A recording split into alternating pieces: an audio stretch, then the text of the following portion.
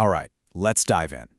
Today, we're going to explore the incredible mind of philosopher Alfred North Whitehead and his game-changing challenge to a worldview that for centuries told us the universe was basically just a giant, lifeless machine.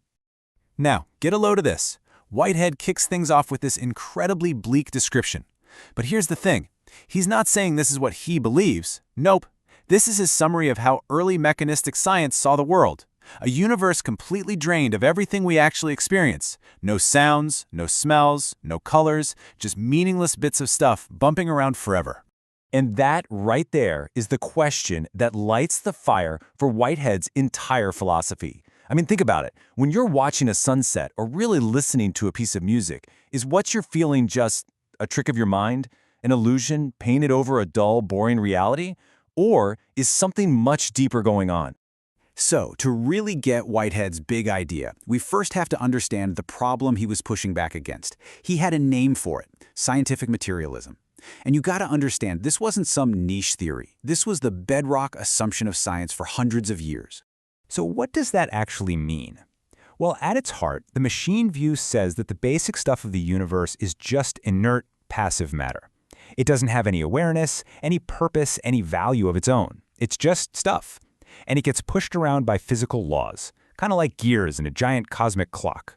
The whole way of thinking really boils down to how things relate to each other. The old machine view is all about external relations.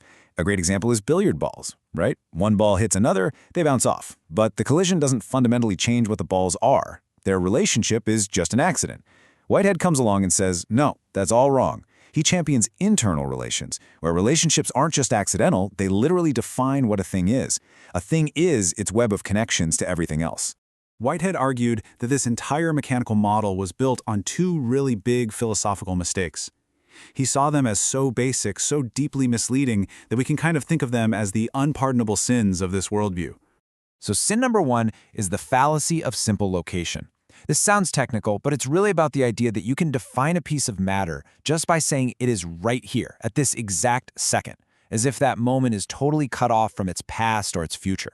Whitehead says that's just impossible. Nothing exists in a self-contained frozen instant. Everything is a process, always carrying its history along with it. The second sin, and wow, this one is huge, is the fallacy of misplaced concreteness. This is the classic error of mistaking the map for the territory. You see, science creates these incredibly useful but abstract ideas, like a perfect little point in space or a simple solid atom. But Whitehead's warning was that we started treating these simplified models as if they were the full, rich, concrete reality. We mistook our theory for the thing itself. What's so interesting is that Whitehead wasn't some lone voice crying out in the wilderness. He actually found allies in a really unexpected place, the Romantic poets of the 19th century. Turns out, they were already fighting this same battle, just on a different front. You had poets like Wordsworth and Shelley, and they looked at that scientific picture of nature, that soundless, scentless, colorless affair, and they just rejected it, flat out. They argued that this aesthetically sterile universe just wasn't the real world, the one we actually live and breathe in. And this is where Whitehead's genius just blows my mind. He didn't dismiss poetry as just, flowery emotions. He saw it as crucial evidence.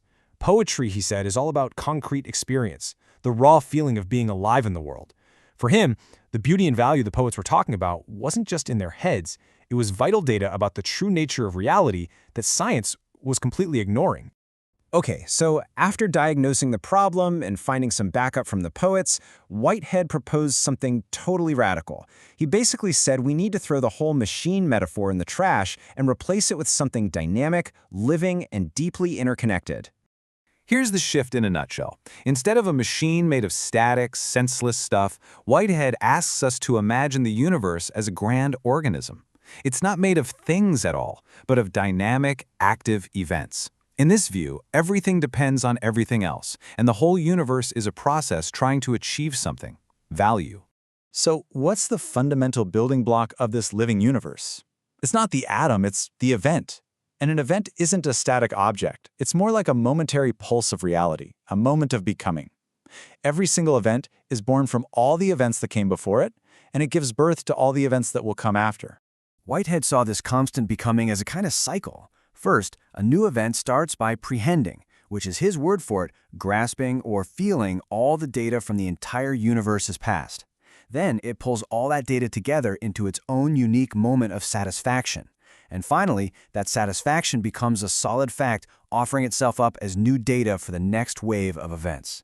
It is a relentless, creative flow. That word prehension is absolutely crucial. It's the secret sauce in Whitehead's universe.